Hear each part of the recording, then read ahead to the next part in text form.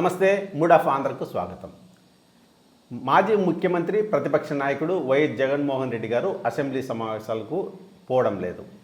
అయితే ఆయనపై అనర్హత వేటు వేసే అవకాశం ఉందనే ఒక చర్చ తెరపైకి వచ్చింది. ఎందుకు ఈ చర్చ వచ్చిందంటే, ఈ మధ్యకాలంలో స్పీకర్ అయ్యన్న పాత్రుడు గారు ఏమన్నారంటే, చట్టం తన పని తాను చేసుకుపోతుంది అని ప్రస్తావించినారు. అంటే అసెంబ్లీకి రానటువంటి వైఎస్ జగన్మోహన్ రెడ్డి గారితో పాటు ఆయన పార్టీకి చెందిన మిగిలిన సభ్యులపైన అనర్హత వేటు వేస్తారనే చర్చ జరుగుతుంది. నిజంగా అనర్హత వేటు వేసే అవకాశం ఉందా? ఈ విషయమై పురుషోత్తం రెడ్డి గారి అభిప్రాయం ఏంటో తెలుసుకుందాం. ఏమంటారు? అసెంబ్లీలో స్పీకర్కి విశేష అధికారాలు ఉంటాయి. ఆ విశేష అధికారాలు కొన్ని సందర్భాల్లో సాంప్రదాయాలుగా మారినాయి, కొన్ని సందర్భాల్లో ఇచ్చిపుచ్చుకునే ద్వారాతో మారినాయి, రకరకాల పద్ధతులు ఉంటాయి.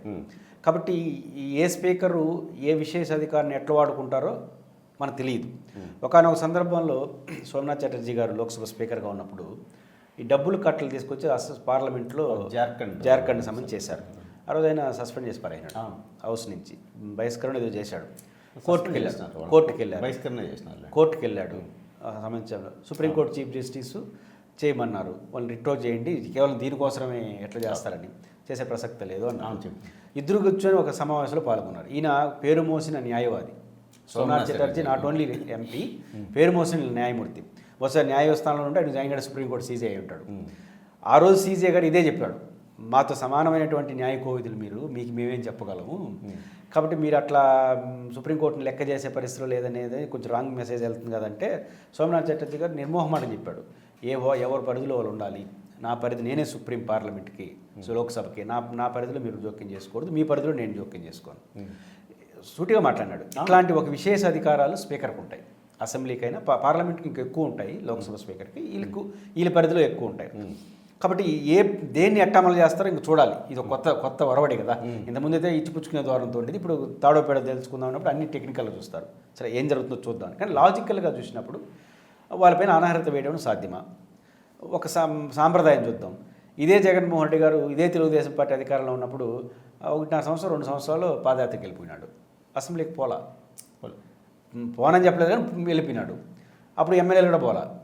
చంద్రబాబు నాయుడు గారు నన్ను అవమానించారని చెప్పి దాదాపు 2.5 ఏళ్ల పాటు ఆయన వెళ్ళలేదు.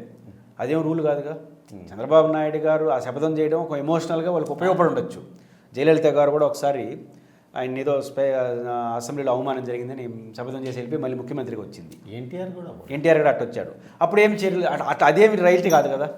నాకు అవమానం జరిగితే స్పీకర్ ఫిర్యాదు చేయాలి తప్ప సమావేశం ఎగ్గొట్టకూడదు. పాదయాత్ర ఉంటే నువ్వు పాదయాత్ర చూసుకుని అసెంబ్లీకి రావాలి తప్ప ఎగ్గొట్టడానికి లేదు. కాబట్టి దేనికి మినహాయింపులు లేవు. కానీ అప్పుడు లేనిది ఇప్పుడు వస్తుందా? సరే, అప్పుడు మీరు ఫిర్యాదు చేయలేదు కూడా నేను చేయలేదు, ఇప్పుడు చేస్తానంటే మనం ఏం చేయలేము. ఇదొక మనకు కనిపిస్తూ ఉంది. రెండోది, నాకు ఒక లాజిక్ కనిపిస్తూ ఉంది.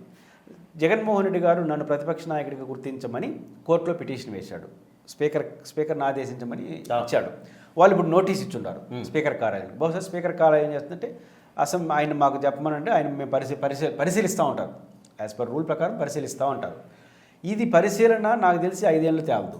ఎందుకంటే యాజ్ పర్ రూల్ ప్రకారం శాసనసభలో ప్రతిపక్ష నాయకుడు ఎవరు ఉండాలి అంటే యాజ్ పర్ రూల్ ఏముంది, అధికార పార్టీకి రాజకీయ విరోధిగా ఉండాలి, విభేదించే వాళ్ళుగా ఉండాలి, ఉన్న గ్రూపుల్లో విభేదించే గ్రూపులు ఎక్కువ ఉంటే పెద్ద గ్రూపుగా ఉండాలి, స్పీకర్ గుర్తించాలి.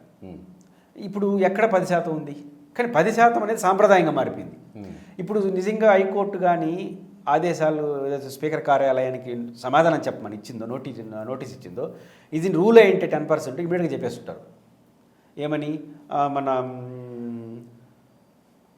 మాకు రూల్ ప్రకారం 10% ఉందండి, కాబట్టి మేము ఇవ్వలేమని చెప్పుంటాం. ఎందుకు చెప్పట్లేదంటే ఆచారంలో అది లేదు కాబట్టి. ఇప్పుడు వెంటనే అయితే ఉందని అనుకో అంటుంది కోర్టు. ఏది ఎన్ని రోజులు పరిశీలించాలని చెప్పి అధికారం కోర్టుకు లేదు. స్పీకర్ విచక్షణ. ఆయన 4.5 సంవత్సరం కూడా పరిశీలిస్తాడు, 5 ఏళ్ళు కూడా ఎవరిలో కూడా ఆమోదించేసి వెళ్ళిపోతాడు. కాబట్టి అది తేలేంత వరకు ఆయన సభ్యత్వం పైన ఎట్టబోతారు? ఆయన హోదాది ఇప్పుడు తేలాల్సింది. ఇప్పుడు హైకోర్టు ఇచ్చిన ఆదేశాలు కాదు, హైకోర్టు ఇచ్చినటువంటి నోటీసు ఇది తేలేంత వరకు ఆయన అందులో భాగంగా ఉన్న సభ్యత్వం మీద ఎట్టబోతారు? పోవడం. ఇది తెలియదు ఎప్పుడు 2 ఏళ్ళు. ఇది ఒకవేళ యాక్షన్ తీసుకోవాలని 2-3 ఏళ్ళు పడుతుంది. 2-3 ఏళ్ళ తర్వాత రాజకీయ వాతావరణం ఎట్టుంటుంది? 11 మంది రాజీనామా చేస్తే పెద్ద యుద్ధం కదా మళ్ళీ. అవును. అది అనవసరం కొని తెచ్చుకుంటారా? కాబట్టి ఏమైనా జరగచ్చు. అయితే జగన్మోహన్ రెడ్డి గారు ఈ అసెంబ్లీ సమావేశాలు ఎట్లా చూస్తున్నాడంటే ఆయన ప్రజలేమనుకుంటున్నారని చూస్తున్నారు. మేధావులు, సిద్ధాంతకర్తలు, మనలాంటి అనలిస్టులు, జర్నలిస్టులు చెప్పే విషయాలు ఆయన పట్టించుకోవట్లేదు. వీళ్ళు ఎప్పుడు చెప్తా ఉంటారు, మనం చెప్తాం కదా, ఖచ్చితంగా రూల్ ప్రకారం పోవాలి, మైక్ అడగాలి, ఇవ్వలేకపోతే ఇట్లా ప్రెస్ మీట్ పెట్టచ్చు కదా. నేను ఇప్పుడు అదే స్టాండ్. ఇప్పుడు ప్రెస్ మీట్ పెట్టినట్టే పెట్టుండొచ్చు, అసెంబ్లీకి పోయేసి మైక్ అడుగుతారు, ఇవ్వలేదు, నేరుగా వచ్చి ఇట్లా ప్రెస్ మీట్ పెట్టచ్చు కదా నేను అంటాను. అట్లా ఇనే పరిస్థితిలో ఆయన లేడు. ఆయన just like పోకిరిలో Mahesh Babu dialogue లేదు, అంటే ఎప్పుడు వచ్చినావు అనేది కాదు, దిగిందా లేదా అనేది అంటాడు. అది చిట్టమా? ఎవడు ఒప్పుకోడు, కానీ సొసైటీ ఒప్పుకుంది ఆ సినిమాని. కాబట్టి ఇది ఆయన అసెంబ్లీకి పోయినామా లేదా అనేది కాదు, అసెంబ్లీలో జగన్ నామస్మరణ జరుగుతా ఉందా లేదా నా పాయింట్ అంటున్నాడు ఆయన. ఇప్పుడు దీనికి ఎవడు ఊతం ఇస్తాడు? అధికార పార్టీ ఇచ్చే ఊతాన్ని బట్టి ఆయన డైలాగ్ సక్సెస్ అవుతుంది. అది మహేష్ బాబు ఆ సినిమాలో బుల్లెట్ దిగిందా లేదా ఇంపార్టెంట్, ఈ తొక్కలో పంచాయతీ ఏంది అంటాడు. అది చట్టం ఒప్పుకోదు, కానీ సమాజం హర్షించింది ఆ సినిమాని. ఇప్పుడు జగన్మోహన్ రెడ్డి గారి సమాజం మీద కావాల్సింది, మీరు నేను కాదు కదా. కాబట్టి ఆయన తెలుగుగా ఏం చేస్తున్నాడు, అసెంబ్లీకి పోకపోవడం రైట్ ఆర్ రాంగ్ పక్కన పెడితే నా నామస్మరణ జరగాలి, నా చుట్టూ జరగాలి. ఇప్పుడు జరుగుతూ ఉంది. వ్యూహాత్మక తప్పిదాల వల్ల బడ్జెట్లో తప్పులు, బడ్జెట్ పెట్టాల్సిన సమయం పెట్టకపోవడం, ఇప్పుడు బడ్జెట్లో పద్ధతిగా ఆయన అభివృద్ధి కార్యక్రమాలు పెట్టేస్తుంటే ఈయన పేరే ప్రస్తావించాల్సిన అవసరం లేదు, కానీ వాళ్ళు తిడతా పెట్టారు. ఇప్పుడు ఆయన ప్రెస్ మీట్ పెట్టాడు 1.5 గంట, దానికి అన్నిటికీ రేపు సమాధానం తిడతా పెడతారు. ఇంకా జగన్ పోతేమో పోకపోతే అనే అభిప్రాయం వచ్చేసింది కదా, మా వాడు భలే చేసినాడని క్యాడర్ రేపు నుంచి అంటారు. కాబట్టి జగన్మోహన్ రెడ్డి గారు ఈ తరహా వ్యవహారాల వల్ల ఆయన అప్పర్ హ్యాండ్ తీసుకునేందుకు అవకాశం, చివరికి రాజీనామా, ఆయన అసెంబ్లీకి వెళ్లకుండా ఒక బలహీనమైన నిర్ణయం కూడా వ్యూహాత్మక తప్పిదాలు అధికార పార్టీ చేయడం ద్వారా దాన్ని బలంగా మార్చుకునే పరిస్థితి ఆయనకు వస్తూ ఉంది. ఇంకా నేను అనుకుంటుంది ఇది ఒక కొత్త ఎపిసోడ్.